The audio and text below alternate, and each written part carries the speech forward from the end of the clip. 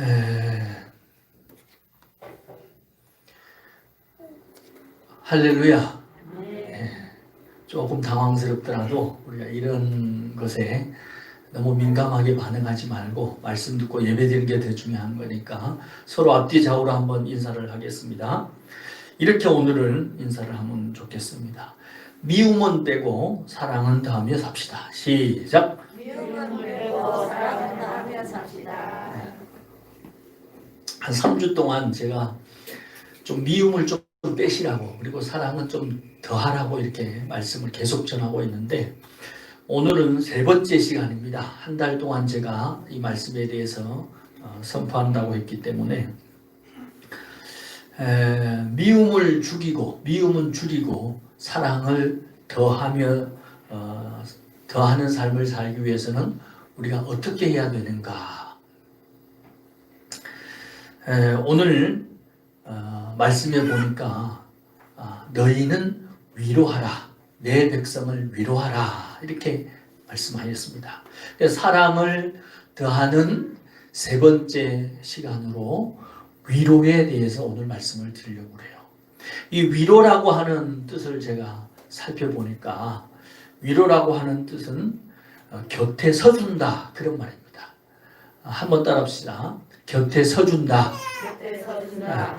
옆에 있어준다. 옆에 서준다. 그런 뜻입니다. 제가 그 서울에서 부목사로 사역할 때 참 위로받은 집사님이 한 분 계셨어요. 지금도 생각하면 그분 때문에 참 감사하고 감사한데요. 제가 제가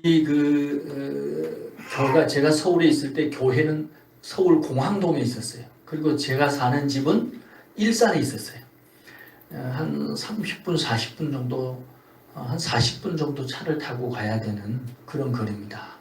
다리를 하나 넘어서 가야 되는 그런 거리입니다. 매일 버스를 타고 출퇴근을 했어요. 그리고 토요일 날 새벽에는 제가 새벽 기도를 인도했습니다. 새벽에 그 당시에 새벽 기도회가 새벽 5시에 있었어요. 그 버스가 다니지 않잖아요. 그러니까 토요일 날마다 택시를 타고 제가 새벽 기도하러 교회를 매일 그렇게 매주마다 갔습니다. 매일 버스를 타고 토요일 날은 또 택시를 타고 오고 가고 그렇게 했습니다.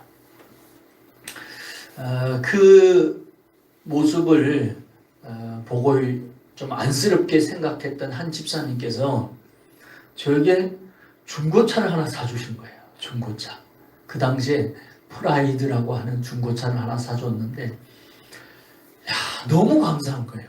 그리고 제가 위로를 참 많이 받았습니다. 그 집사님 때문에.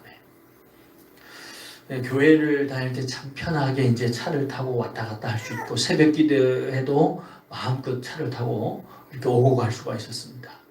근데 그 당시에 제가 처음 운전하는 거였기 때문에 그 집사님께서 그 파워 핸들이 아닌 그냥 핸들을 사줬어요. 그 파워 핸들이야지 이렇게 편하게 좌회전 우회전 되는데 파워 핸들이 아니니까 좌회전 한 번 하려면 얼마나 힘이 들지 모르겠더라고요. 우회전 한 번 하는 것도 힘들고 막 좌회전 하는 것도 힘들고 그래서 그 오래된 차였고 뭐 자주 고치기도 했지만 그 집사님의 그 따뜻한 사랑이 저에게는 참 위로가 되고 또 힘이 되었던 그런 적이 있었습니다. 오늘 우리가 읽은 말씀에도 보니까 참 사랑, 정말 온전한 성도, 좋은 성도는 이웃들에게 위로의 사람으로, 위로의 통로로 살아간다는 것을 말씀해주고 있습니다. 한번 오늘 이사야서 말씀을 다시 한번 읽어보겠습니다. 같이 읽도록 합니다. 너희 하나님이 이르시되 너희는 위로하라, 내 백성을 위로하라. 왜 하나님께서 내 백성을 위로하라고 이사야 선지자에게 말씀하셨을까? 오늘 유독 세진이가 아멘을 많이 하네. 지금 한참 옹알이 하는 시기 같아요 보니까. 아, 또 아멘 하네. 제일 아멘을 많이 하네 오늘. 왜 하나님께서 이사야 선지자를 통해서 내 백성을 위로하라고 하였을까? 그 당시의 상황을 보면 알 수가 있어요. 이 당시의 상황은 이스라엘이 앗수르에 의해서 722년에 멸망을 당했어요. 또 남유다는 바벨론에 의해서 주전 587년에 멸망을 당합니다. 그러니까 이스라엘 백성들은 나라를 잃어버렸고 또 수많은 청년과 백성들이 포로로 끌려가서 고통과 절망 속에 하루하루 살아가는 그런 상황이었어요. 이 모습을 보고 하나님께서 이사야 선지자를 통해서 너희 백성들이 연약한 백성들이다. 쓰러지고 넘어져 있는 백성들이다. 저 백성들은 내 백성들이다. 그렇게 말씀하시면서 이사야 선지자를 통해서 백성들을 하여금 내 백성을 위로하라. 너희는 위로하라. 이렇게 말씀을 하고 있습니다. 내 백성을 위로하라는 이 말씀은 당시에 이스라엘 백성들에게만 하는 말씀이 아니라 오늘을 사는 우리에게도, 우리 성도들에게도 하나님이 말씀하고 있는 귀한 말씀입니다. 요즘 우리나라의 코로나 확진자가 한 600여 명 이렇게 생기고 있습니다. 그리고 매일 이 코로나로 인해서 죽는 사람이 20명에서 30명 정도 된다 그래요. 이것으로 인해서 사람들이 많이 아파하고 힘들어 있습니다. 소상공인들은 장사가 안 돼서 장사를 접어야 하나 할 정도로 굉장히 어려운 시기를 보내고 있습니다. 이곳 저곳에서 여러 곳에서 많은 영혼들이 힘들고 있을 때에 하나님께서 우리에게 그들을 위로하라고 말씀하고 있는 내용입니다. 우리는 오늘 이웃들에게, 주위 사람들에게, 힘들어하고 어려운 사람들에게 위로의 통로로, 위로의 사람으로 살아가고 있는가 말씀하고 있습니다. 위로의 통로로 산다는 게 어떤 것인가? 위로의 통로로 산다는 것은 첫 번째로 생각할 것은, 위로의 통로로 사는 것은 예수님을 대접하고 섬기는 일이다. 한번 따라합시다. 예수님을 대접하고 섬기는 일이다. 예, 한번 마태복음 25장 40절을 보겠습니다. 같이 화면을 보고 함께 읽도록 하겠습니다. 같이 읽습니다. 임금이 대답하여 이르시되 내가 진실로 너희에게 이르노니 너희가 여기 내 형제 중에 지극히 작은 자 하나에게 한 것이 곧 내게 한 것이니라 하시고. 아멘. 이 말씀에 보니까 내 형제 중에 지극히 작은 자 한 사람에게 한 것이 예수님에게 한 것이다. 이렇게 말씀합니다. 여러분들이 이웃들을 섬기고 돕고 위로하는 것은 예수님을 대접하고 섬기는 일이라는 거예요. 할렐루야. 나를 구원하시기 위해 모든 고문과 멸시를 당하시고 십자가에서 못이 박히시고 죽기까지 하신 그 사랑과 그 은혜를 만분의 일이라도 천분의 일이라도 갚는 길은 이웃을 돕고 위로하는 삶을 사는 거예요. 그런데 오늘 우리는 정말 위로의 통로로, 위로의 사람으로 나아가고 있는가? 사도행전 27장에 보면 바울이 알렉산드리아호라는 배를 타고 로마로 가는 길이었습니다. 근데 가는 도중에 유라굴로라는 광풍을 만나게 됩니다. 이 유라굴로라고 하는 이 태풍 광풍을 만나서 사람들이 어쩔 줄을 몰라요. 두려워하고 무서워하고 불안해합니다. 선장과 선원들은 배 안에 있는 짐보따리를 다 바다로 내버립니다. 배의 기구들을 다 내버립니다. 얼마나 그 광풍이 셌던지 도저히 살 수 없을 정도로 큰 광풍이었습니다. 사람들은 하루 이틀도 아니고 열 나흘이나 밥을 굶으며 배멀리에 시달리고 죽음의 공포에 휩싸여 있었어요. 그런데 사도 바울이 그들에게 이렇게 말합니다.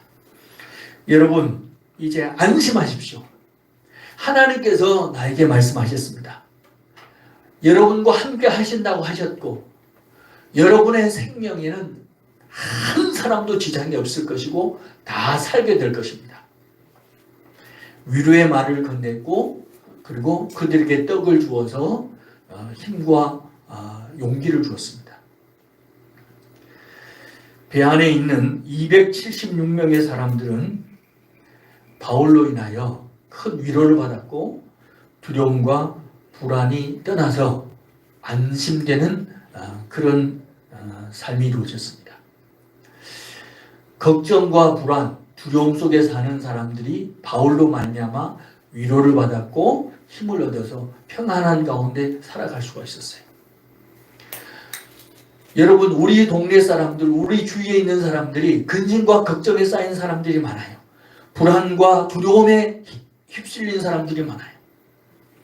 여러분의 따뜻한 말 한마디, 여러분의 따뜻한 행동 하나하나로 그들이 위로받고 살아갈 수 있도록 하는 것, 그것이 하나님의 뜻입니다. 그리고 그렇게 하는 것은 예수님을 대접하고 섬기는 일이에요. 작은 자 하나에게 한 것이 내게 한 것이라고 했어요.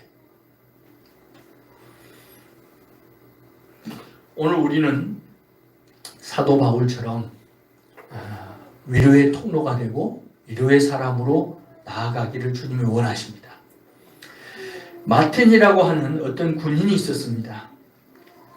이 마틴이라고 하는 군인은 10살 때 예수를 믿었고 또 하나님의 자녀답게 살기 위해서 힘쓰고 애쓰는 사람 중에 한 사람이었어요. 이 사람이 군인이 되었는데 어느 날 말을 타고 추운 겨울에 길을 가고 있었습니다. 한참 길을 가고 있는데 어떤 한 사람이 길가에 거의 그 발가 벗겨져서 추위에 벌벌벌 떨고 있는 거예요. 그대로 놔두고 가면 그 사람은 죽게 생겼어요. 그래서 이 사람이 말에서 내려가지고 외투를 다 벗어주기는 힘들 것 같고 그래서 자기 외투를 반으로 잘랐습니다. 칼로 반으로 잘라가지고 그 사람을 덮어주고 말을 타고 자기의 길을 갔습니다. 그리고 그 밤에 꿈을 꿨는데 예수님께서 천사들과 얘기하는 꿈을 꿨습니다.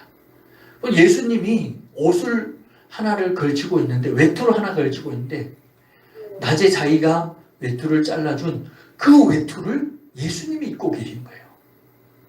천사들이 예수님께 묻습니다. 예수님, 이 외투가 무슨 외투입니까? 이 외투 마틴이 나에게 잘라준 거야. 내가 너무 기쁘고 좋다.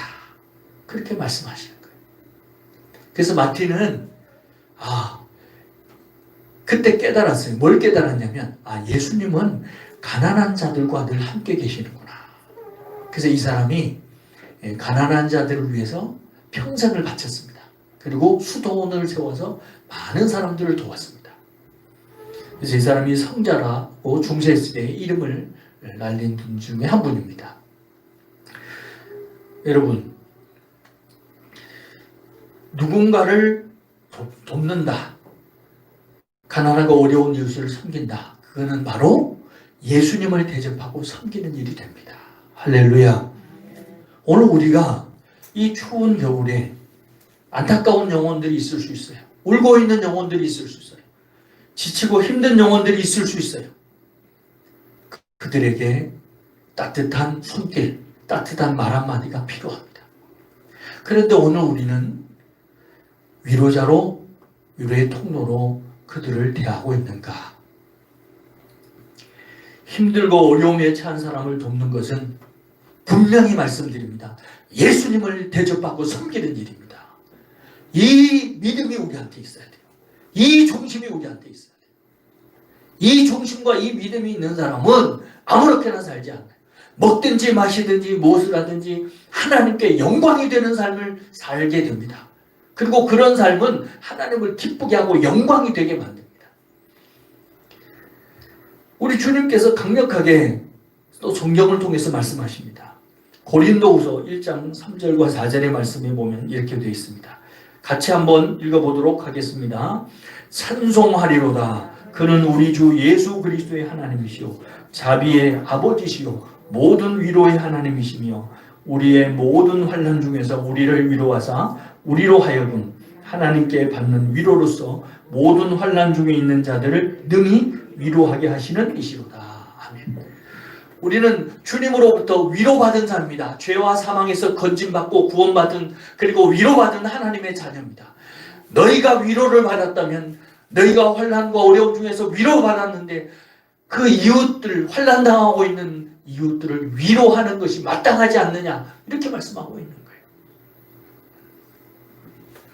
코로나로 인해 주위 사람들이 힘들고 어려워져 있습니다. 그렇다면 우리도 그 환난당하는 자를 위로하며 사는 것이 성도의 바른 모습이 될 것입니다.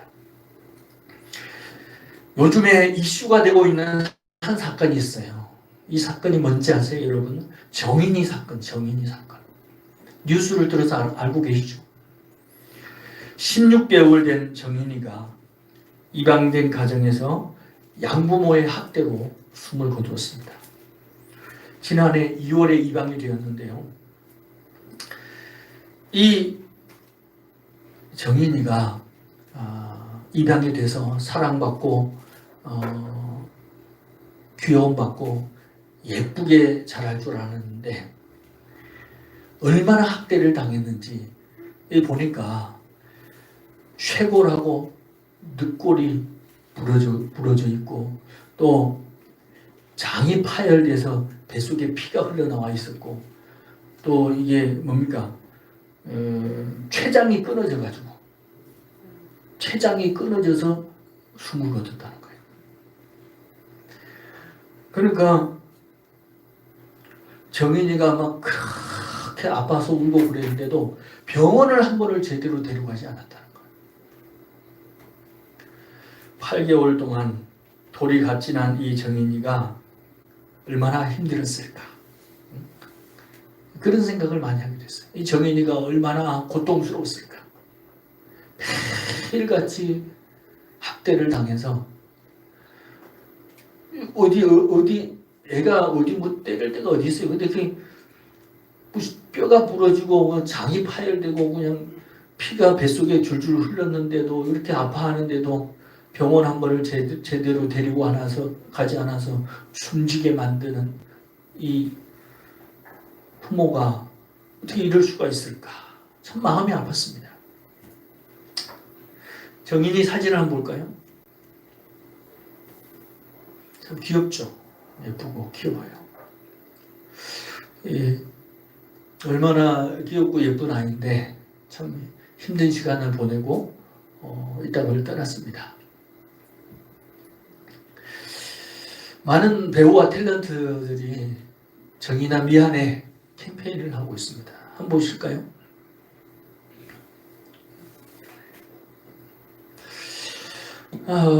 참 이 모습을 보면서 정인아 미안해 많은 사람들이 이렇게 캠페인을 하고 있는데 아래쪽에 보면 조그만 가운데 아이가 이런 말을 써놨어요.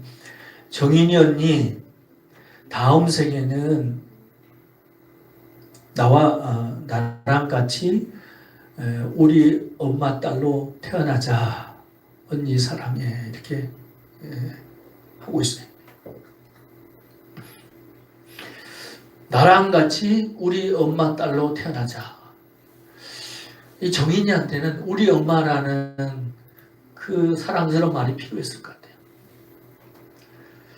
입양되어 갔을 때는 좋은 엄마인 줄 알고 갔을 거 아니에요. 좋은 엄마에게 사랑받고 또 축복받고 건강하게 자랄 줄 알았는데 저렇게 비참한 삶을 살다가 인생을 마쳤습니다. 제가 근데 더 가슴 아픈 건 뭐냐면 이 사람들이 정인이 그 이를 입양한 그 양부모가 부모님들이 기독교인이었다는 거예요. 기독교인이었다는 거예요. 참 충격이었습니다. 예수를 믿는다고 하는 사람들이 어떻게 저럴 수 있을까? 예수를 믿는다고 하는 것들이. 내가 볼 때는 저들은 입만 무성한 가짜들이었을 것 같아요. 참 그리스도인이라면은 성경 말씀을 알고 있을 거예요. 내 몸처럼, 이웃을 내 몸처럼 사랑하라. 내가 너를 사랑하지 너도 서로 사랑하라. 하나님의 말씀을 너무도 잘 알고 있었을 거예요. 자기 자식으로 입양을 해서 매일매일 사랑은 주지 않고 학대하고 때리고 죽이는, 어떻게 그런 사람들이 기독교인이라고 말할 수 있겠어요? 정인이를 때린 것은 예수님을 때린 거예요. 왜? 작은 자에게 한 것은 예수님께서 나에게 한 것이라고 그랬거든.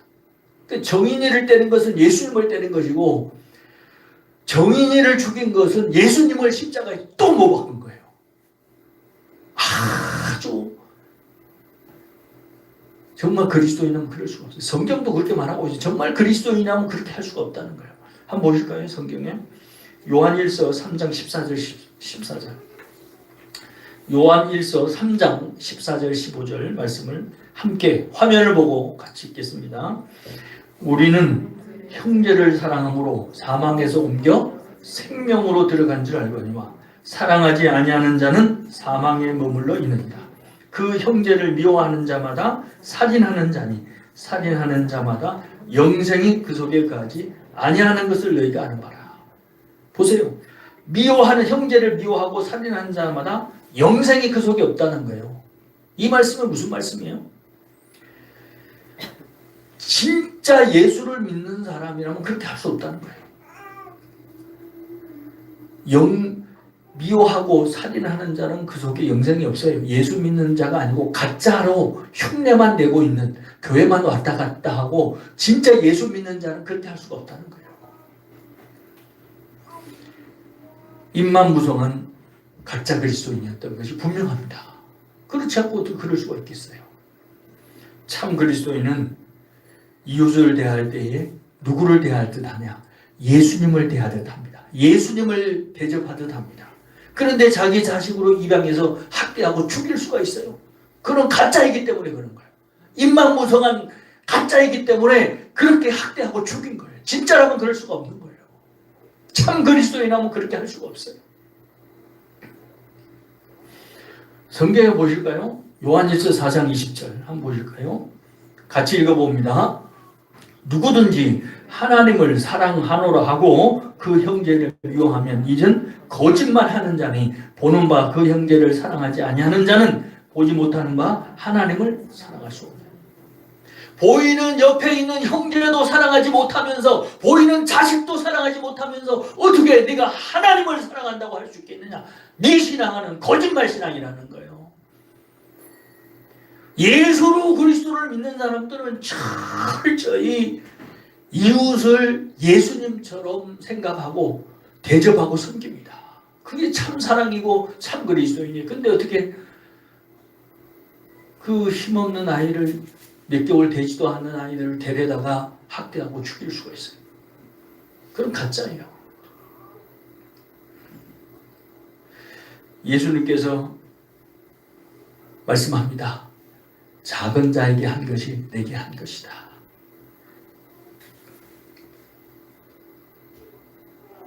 코로나 시대에 주위 사람들이, 이웃들이 많이 힘들고 지쳐 있습니다.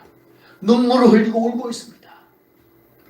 그들에게 여러분이 다가가셔서 사랑의, 위로의 말을 해주시고 위로의 손을 잡아주시고, 이것이 그리스도인이에요.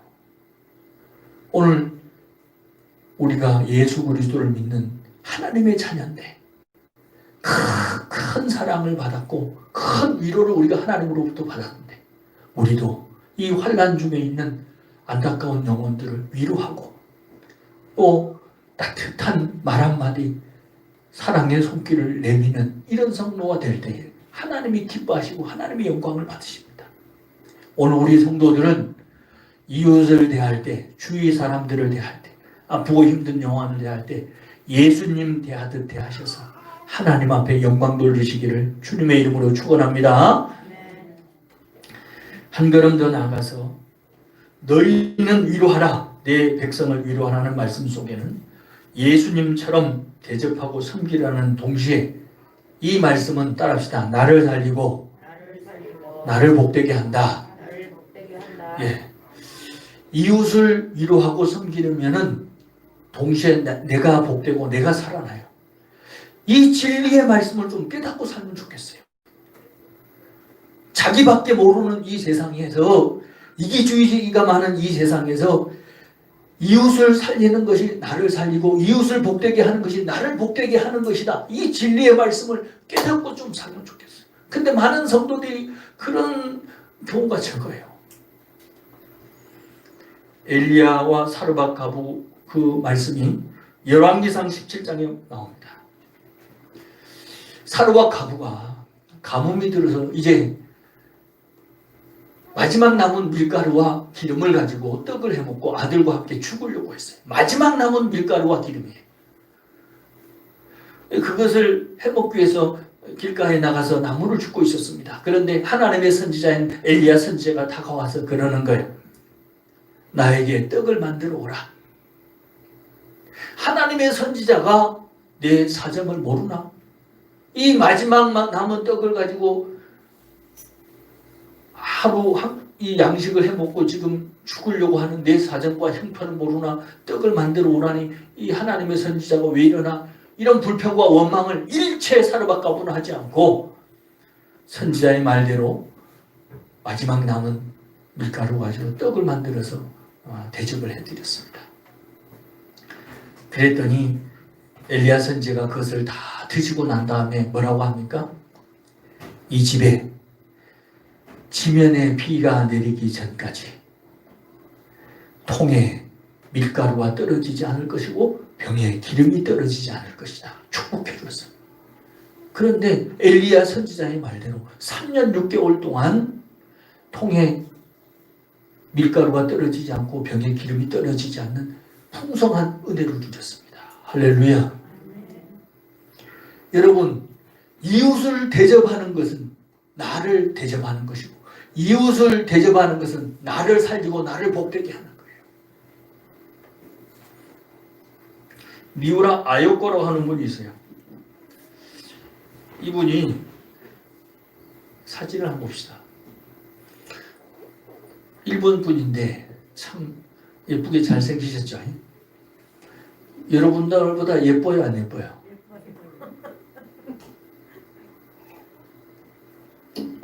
나는 여러분들이 더 예쁜 것 같은데.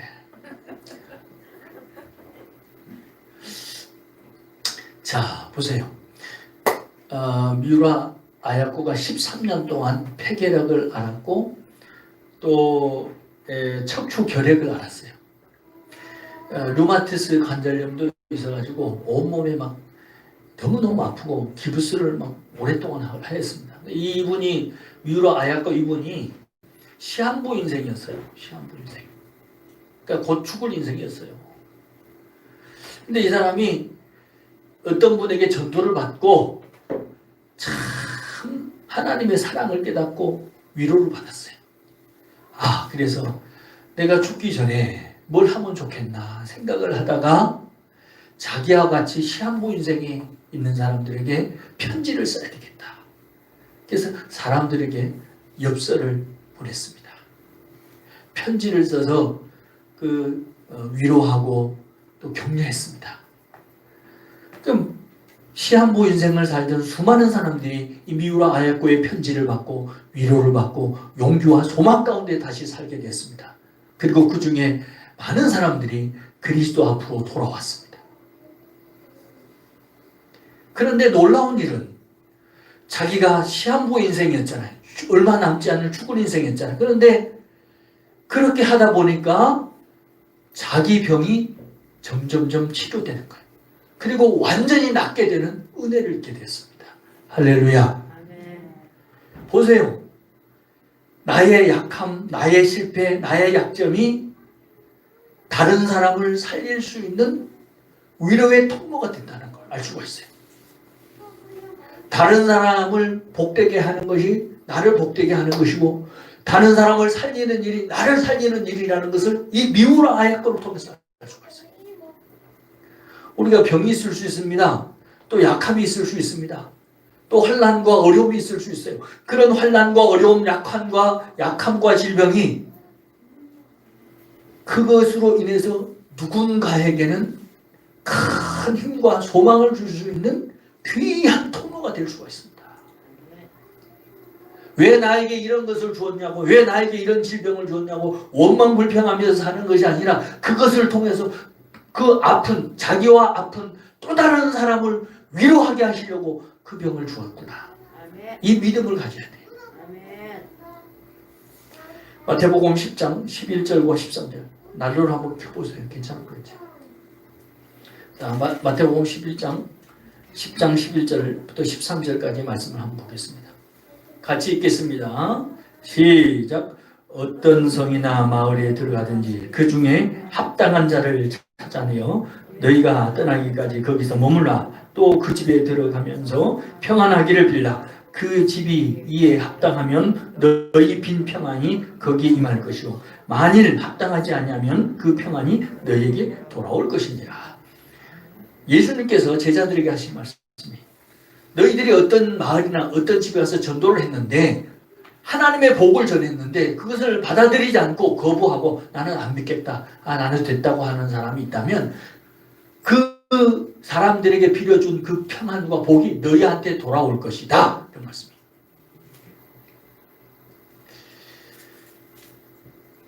여러분들이 이웃을 돕고 섬기고 위로할 수 있어요. 근데 그 사람들이 받아들이지 않는다. 그럼 그 복이 나한테 오는 거예요.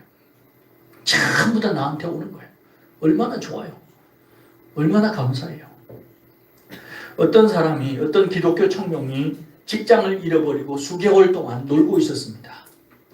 그런데 신문을 보고 광고를 보고 보니까 자기가 가고 싶은 회사에 사람을 모집한다는, 직원을 채용한다는 광고가 났어요.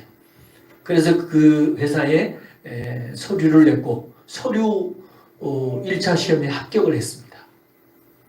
그래서 이제 면접을 보게 됐는데 면접을 보는 날 조금 여유를 가지고 일찍 좀 준비를 했습니다. 그래서 넉넉하게 시간을 가지고 준비를 했는데 준비하고 이제 옷을 다 차려입고 그리고 회사로 이제 차를 타고 출발을 해서 이렇게 여유 있게 가고 있는데 어떤 아주머니가 길가에서 막 땀을 흘리며 타이어를 가려고 애를 쓰고 있는 모습이 차에 펑크가 난 것 같아요. 그래서 애를 쓰고 막 힘들어하는 것 같아요. 여자분이 그런 거 하기 쉽지 않잖아요. 막 무겁고 그러니까 힘드니까. 그러니까 이 사람이 너무 안쓰러워서 가서 잠깐 차를 주차해 놓고 자기가 타이어를 다 갈아줬습니다.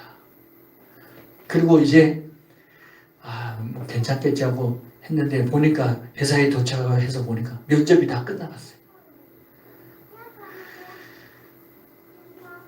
자기는 나름대로 좀 이렇게 시간을 여유있게 해서 도와주고 이렇게 왔는데 인사과에 가가지고 또 얘기를 했어요. 내가 이게 이만해서 이렇게 좀 늦었는데 면접을 좀 보면 안 된다는 거예요. 풀이 푹 죽어서 고개를 들고 돌아 나오는데 누가 뒤에서 어깨를 툭 치는 거예요. 그러면서 한 아주머니가 웃으면서 내일부터 회사 나와요 그러는 거예요.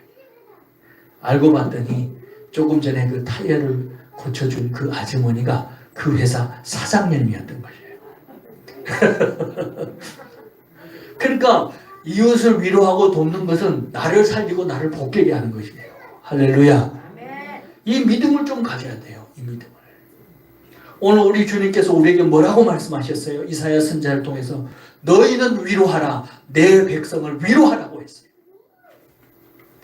우리 큰은혜 교회 성도들은 올 한 해 새해에는 좀 이웃을 돕고 사랑하고 섬기는 이런 사람들이 되어져서 나도 살고 이웃도 살고 이웃을 위로하고 나도 위로받고 축복 가운데 사는 한 해가 되기를 주님의 이름으로 축원합니다. 말씀을 맺겠습니다. 노벨 평화상을 받은 테레사 수녀가 이런 말을 했습니다. 가장 큰 질병은 결핵이나 문둥병이 아니다. 아무도 돌아보지 않고 아무도 위로하지 않고 아무도 사랑하지 않고 아무도 필요로 하지 않는 것, 이것이 가장 무서운 질병이다. 세상에는 빵이 없어서 죽어가는 사람도 많지만 작은 사랑이 없어서 죽어가는 사람이 더 많습니다. 그래, 우리나라 사람들은 지금 밥을 굶어서 죽어가는 사람들은 적습니다. 그러나 사랑과 위로가 없어서 죽어가는 사람들은 너무 많이 생겼습니다. 우리 주님께 우리가 위로를 받은 것처럼 우리도 우리 이웃들을 좀 위로하고 사는 사람이 되면 좋겠어요. 예수 믿는 사람은 그렇게 살아야 돼요. 예수님께서 말씀합니다. 작은 자 하나에게 한 것이 내게 한 것이다. 이웃을 위로하고 섬기는 것은 나를 대접하고 나를 사랑하는 것이라 말씀하십니다. 뿐만 아니라 이웃을 위로하고 대접하는 것은 나를 살리고 나를 복되게 하는 것이라고 말씀합니다. 그러므로 새해에는 좀 이기적으로 살지 말고 자기밖에 모르는 이런 사람으로 살지 말고 예수의 사랑을 가진 사람으로 하나님의 자녀답게 좀 이웃을 섬기고 사랑하고 도와서 하나님이 참 너 때문에 내가 기쁘고 좋다. 참 너 때문에 행복하다. 이렇게 말할 수 있는 은혜의 사람들로 위로의 통로들로 다 살아가시기를 예수님의 이름으로 축원합니다. 기도하겠습니다.